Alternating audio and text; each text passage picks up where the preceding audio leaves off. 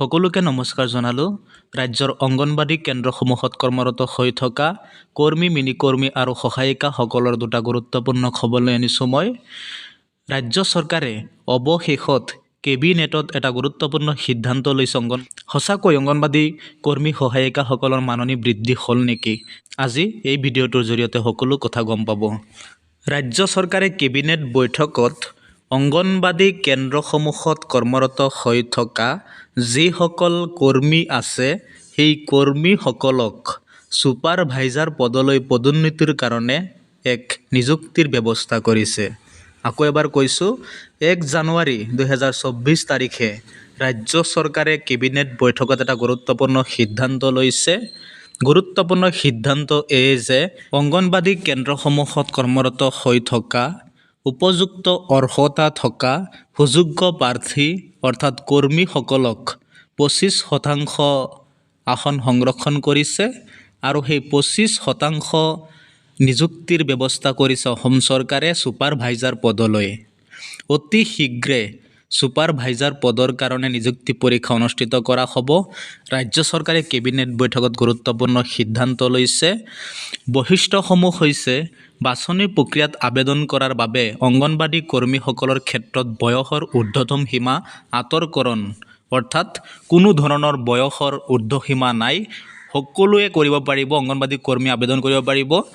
আৰু বাছনিৰ বাবে লিখিত MCQ পৰীক্ষা আৰু কম্পিউটাৰ দক্ষতা পৰীক্ষা অনুষ্ঠিত কৰা হ'ব।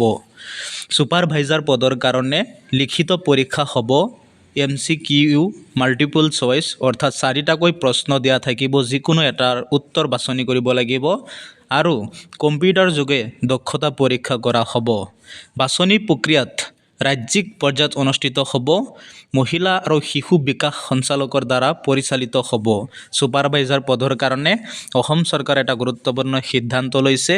যদি 100টা পদ খালী থাকে তেতিয়াহ'লে 100টা পদৰ বিপৰীতে 25গৰাকী অংগনবাদী কৰ্মীক নিযুক্তি দিয়া হ'ব আৰু বাকী 75গৰাকী সাধাৰণ অৰ্থাৎ নতুনকৈ যি ফ্ৰেছ কেণ্ডিডেট আছে সেই ফ্ৰেছ কেণ্ডিডেটসকলক নিযুক্তি দিব অসম চৰকাৰে।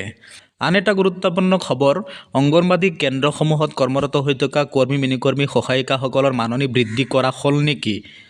অসম চৰকাৰে আজিৰ দিনটোলৈকে অংগনবাদী কৰ্মী, মিনিকৰ্মী সহায়িকাসকলৰ মাননি বৃদ্ধি কৰা নাই বা আনুষ্ঠানিক কোনো ধৰণৰ ঘোষণা কৰা নাই। যোৱাকালিৰে পৰা এটা মিছা খবৰ প্ৰচাৰ হৈছে যে অসমৰ অংগনবাদী শ্ৰমিকৰ দৰমহা বৃদ্ধি কৰিছে ৰাজ্য চৰকাৰে, 30% দৰমহা বৃদ্ধিৰ কথা ঘোষণা কৰিছে। এয়া সম্পূৰ্ণ মিছা খবৰ। অসম চৰকাৰে কোনো ধৰণৰ মাননি এতিয়ালৈকে বৃদ্ধি ঘোষণা কৰা নাই।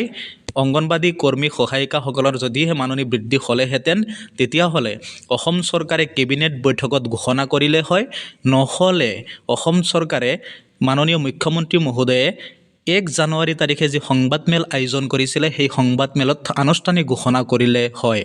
কিন্তু আজিৰ দিনটোলৈকে অংগনবাদী কৰ্মী, মিনিকৰ্মী সহায়িকাসকলৰ কোনো ধৰণৰ মাননি বৃদ্ধি কৰা নাই বা বৃদ্ধি হোৱা নাই।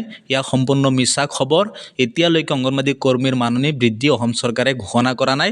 মাত্ৰ নতুন বছৰ উপলক্ষে অসম চৰকাৰে 1 জানুৱাৰী তাৰিখে এটা গুৰুত্বপূৰ্ণ সিদ্ধান্ত লৈছে যে অংগনবাদী কৰ্মীসকলক ছুপাৰভাইজাৰ পদলৈ পদোন্নতিৰ ব্যৱস্থা কৰা হৈছে। 25% আসন সংৰক্ষণ কৰিছে। অতি শীঘ্ৰে নিযুক্তিৰ ব্যৱস্থা কৰা হ'ব, পৰীক্ষা পাতিব আৰু MCQ পৰীক্ষা অনুষ্ঠিত হ'ব।